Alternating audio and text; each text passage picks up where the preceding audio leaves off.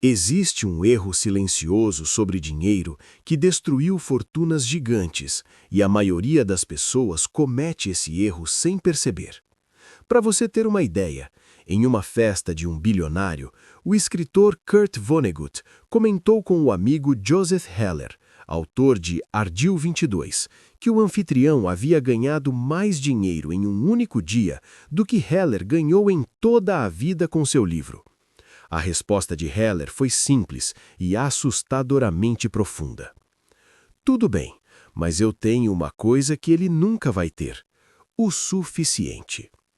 Essa pequena frase revela um dos princípios mais poderosos e perigosos da psicologia do dinheiro.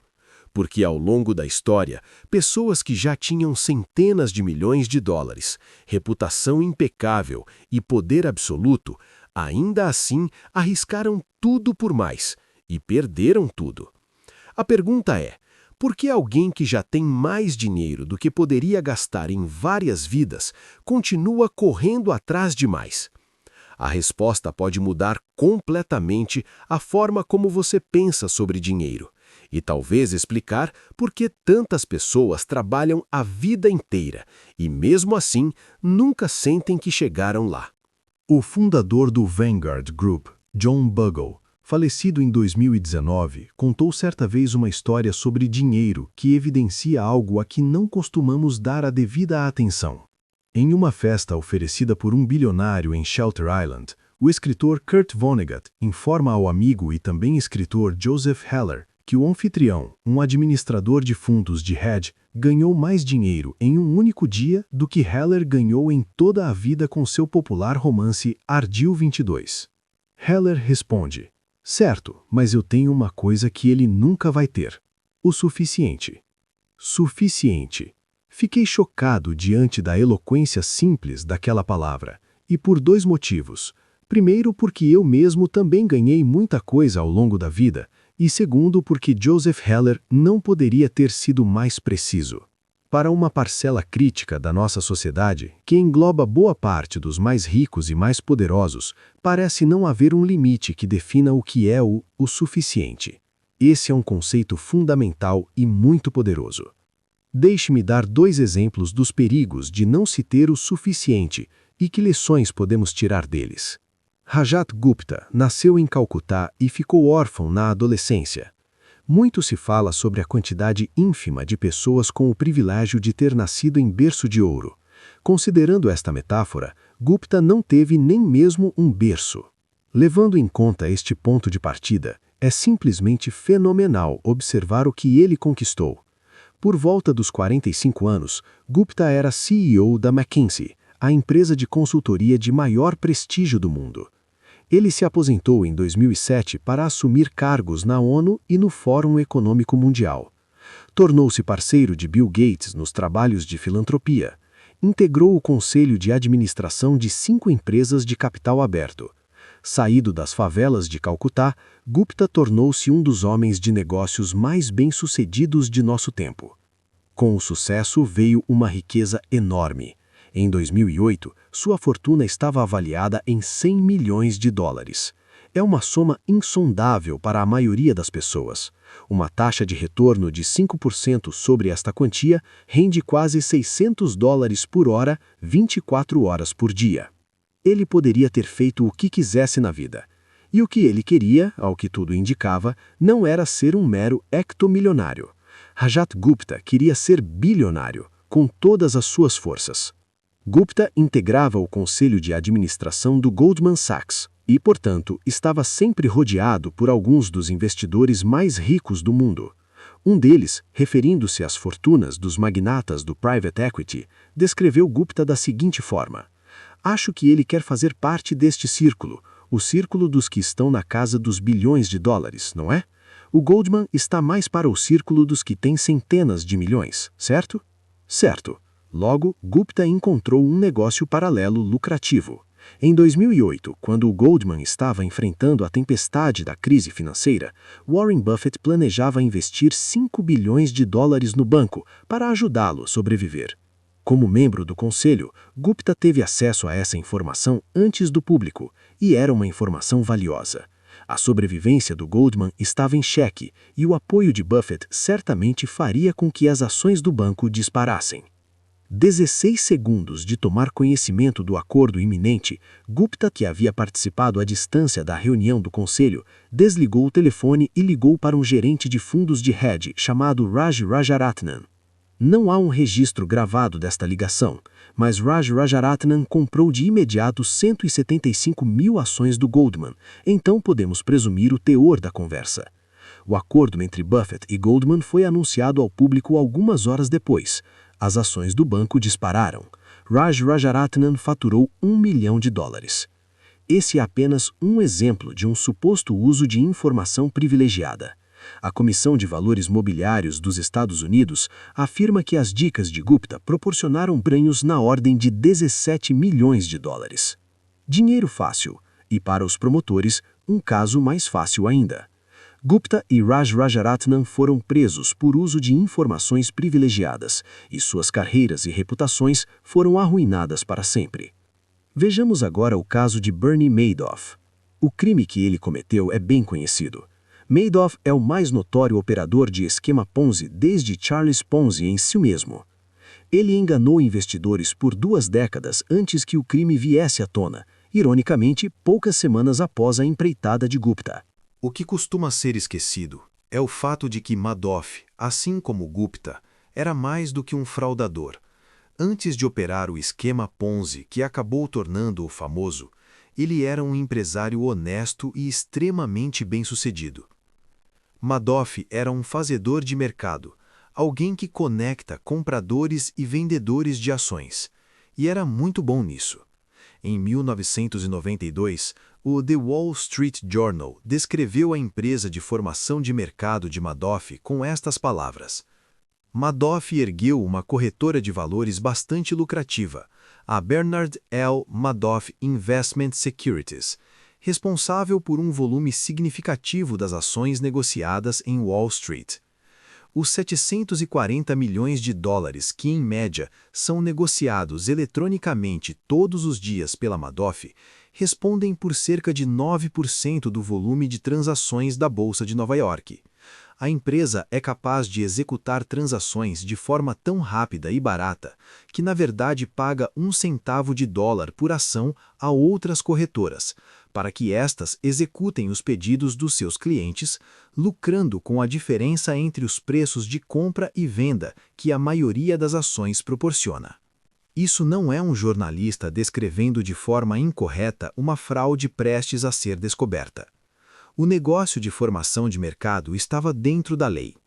Um ex-funcionário relatou que esse mercado rendia a Madoff entre 25 milhões e $50 milhões por ano.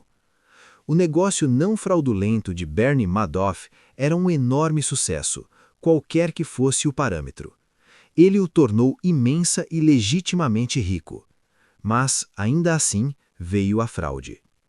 A pergunta que devemos fazer a Gupta e a Madoff é por que um indivíduo com uma fortuna na faixa de centenas de milhões de dólares está tão desesperado atrás de mais dinheiro que é capaz de arriscar tudo nessa busca. Os crimes cometidos por aqueles que vivem à margem da sobrevivência são diferentes. Um golpista nigeriano certa vez disse ao The New York Times que se sentia culpado por ter prejudicado outras pessoas, mas que a miséria fazia com que não doesse tanto. O que Gupta e Madoff fizeram é outra coisa. Eles já tinham riqueza inimaginável, prestígio, poder e liberdade, e jogaram tudo para o alto porque queriam mais. Eles não tinham noção do suficiente. Estes são exemplos extremos, porém, existem versões deste comportamento que não infringem a lei. O fundo de cobertura Long Term Capital Management era formado por traders com fortunas individuais na casa de dezenas e centenas de milhões de dólares, e com a maior parte dessa riqueza investida nos próprios fundos. Então, eles correram tantos riscos na busca por mais dinheiro que conseguiram perder tudo o que tinham, em 1998, em meio à maior alta de mercado e da melhor situação econômica da história. Warren Buffett falou algo algum tempo depois. Para ganhar o dinheiro que não tinham e do qual não precisavam, eles arriscaram aquilo que tinham e de que precisavam. Isso é estupidez. É estupidez, pura e simplesmente. Arriscar algo que é importante para você em troca de algo que não é importante para você não faz sentido algum. Nada justifica arriscar algo que você já tem e do qual precisa, por algo que você não tem e do qual não precisa. Isso é uma daquelas coisas que são óbvias e ignoradas na mesma medida. Poucos de nós vamos ter 100 milhões de dólares algum dia, como Gupta ou Madoff tiveram. Porém, um percentual considerável dos leitores deste livro, em algum momento da vida, terá um salário ou uma soma de dinheiro suficiente para cobrir tudo aquilo de que precisa e muito do que deseja. Se você é uma dessas pessoas, mantenha algumas coisas em mente. 1.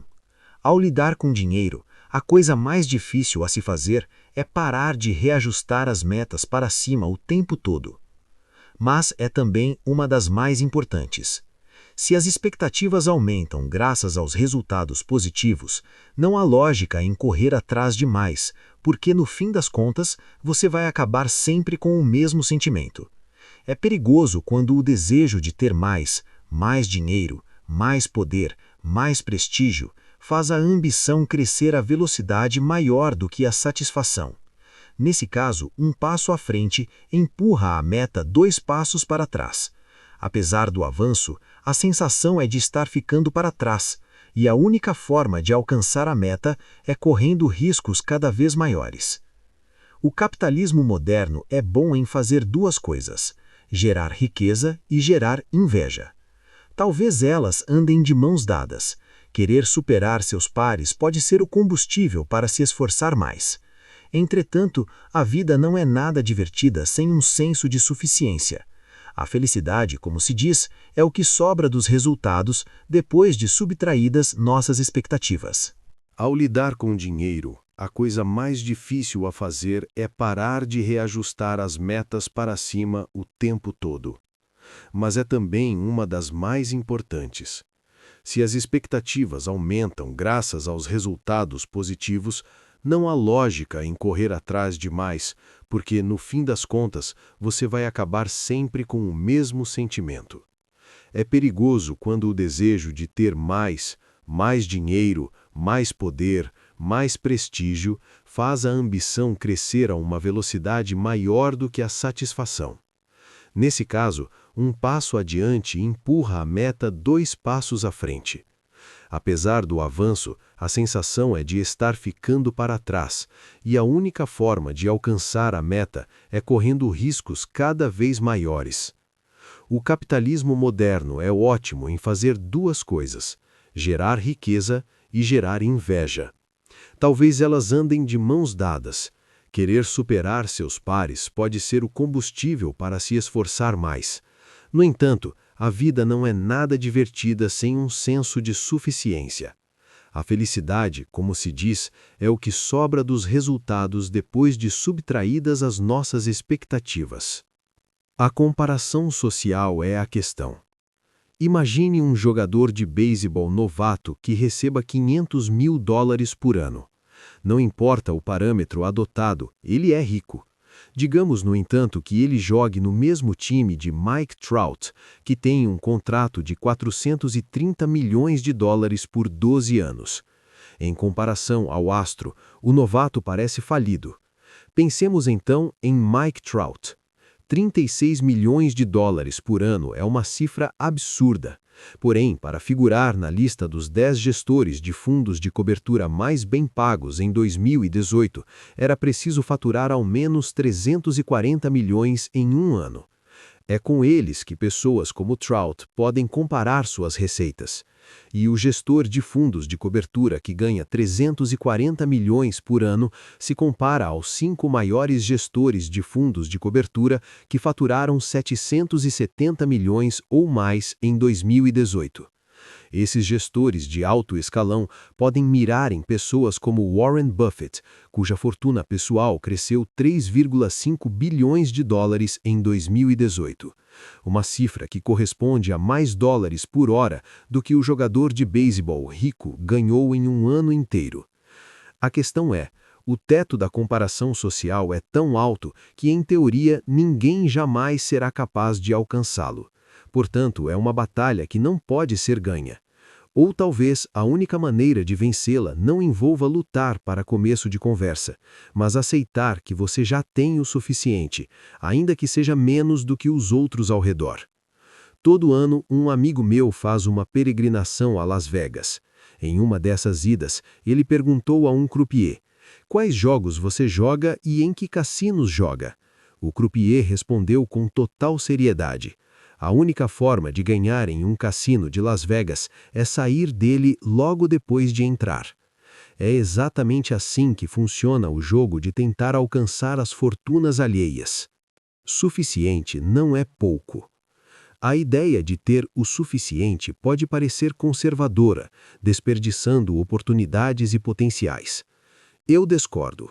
Suficiente é perceber que o oposto disso, ter um apetite insaciável por mais, vai levá-lo até o ponto do arrependimento. A única forma de saber o quanto você aguenta comer é comendo até passar mal. Poucos tentam fazer isso porque, por melhor que seja a comida, vomitar não compensa. Por alguma razão, essa mesma lógica não é aplicada aos negócios e aos investimentos, e muitos só param de correr atrás demais quando vão à falência e são forçados a parar.